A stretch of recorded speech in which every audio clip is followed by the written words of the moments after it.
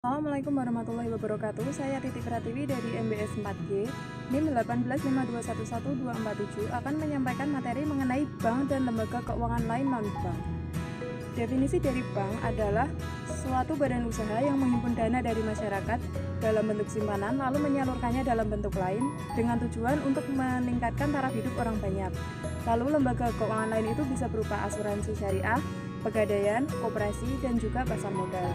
Lalu kita masuk ke asuransi syariah. Definisi dari asuransi syariah adalah mekanisme yang memberikan perlindungan kepada tertanggung apabila terjadi risiko di masa mendatang melalui investasi dan akad yang sesuai dengan prinsip syariah.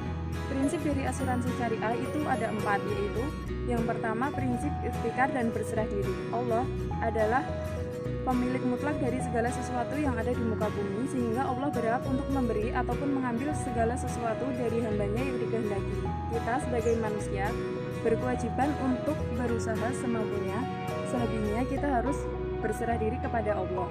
Lalu yang kedua adalah prinsip tolong-menolong. Setiap peserta asuransi ketika melakukan akad harus memiliki niat untuk tolong-menolong kepada peserta lain, karena ini merupakan prinsip yang paling utama dan sangat dianjurkan dalam Islam. Lalu yang ketiga adalah saling kerjasama dan bantu-membantu. Salah satu keutamaan dari umat Islam adalah saling bekerjasama dan bantu-membantu kepada sesama dalam hal kebaikan yang disimbolkan dalam konsep kehidupan berjamaah atau berukhuwah dalam konteks yang sangat luas. Lalu prinsip yang keempat adalah prinsip saling melindungi dan berbagi kesusahan.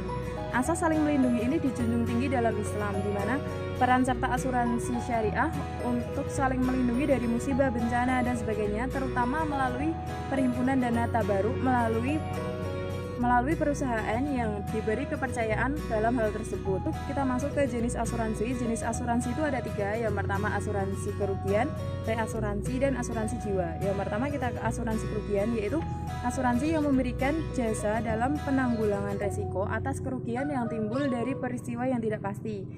Jenis asuransi yang kedua adalah asuransi jiwa, yaitu asuransi yang memberikan jasa dan penanggulangan terhadap resiko yang dikaitkan dengan hidup dan kematian seseorang yang dipertanggungjawabkan. Asuransi yang ketiga adalah reasuransi, yaitu asuransi yang memberikan jasa dan pertanggungan ulang terhadap resiko yang dihadapi oleh asuransi kerugian atas asuransi jiwa. Selanjutnya kita masuk ke perbedaan dari asuransi konvensional dan syariah. Yang pertama yaitu dari akadnya. Kalau prinsip syariah itu akadnya dari akad tabaruk dan tijarah, yaitu mudharabah, wakalah, wadiah, syirkah, dan lain-lain. Lalu untuk konvensional itu akadnya adalah jual beli atau muawadah.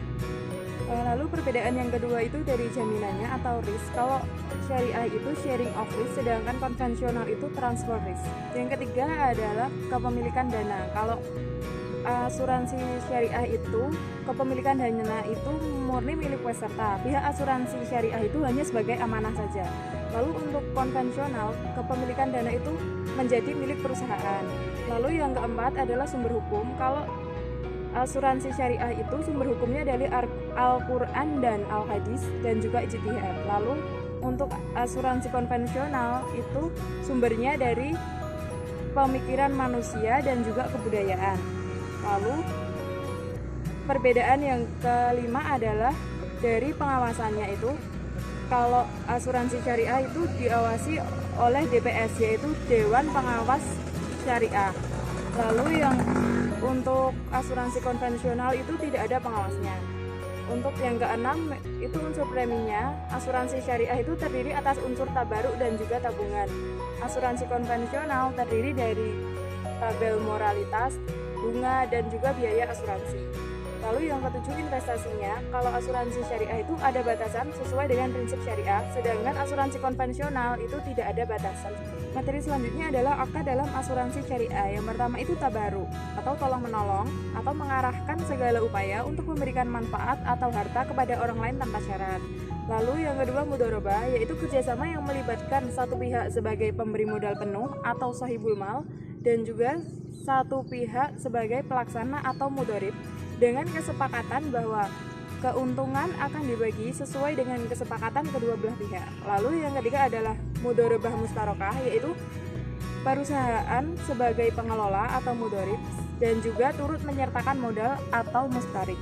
Selanjutnya yaitu wakalah bil ujroh, yaitu pemberi kuasa dan peserta kepada perusahaan asuransi untuk mengelola dan peserta atau melakukan kegiatan lain sebagaimana disepakati dengan imbalan pemberian fee atau ujroh. Sekian materi yang saya sampaikan. Ada kurang lebihnya saya mohon maaf. Wassalamualaikum warahmatullahi wabarakatuh.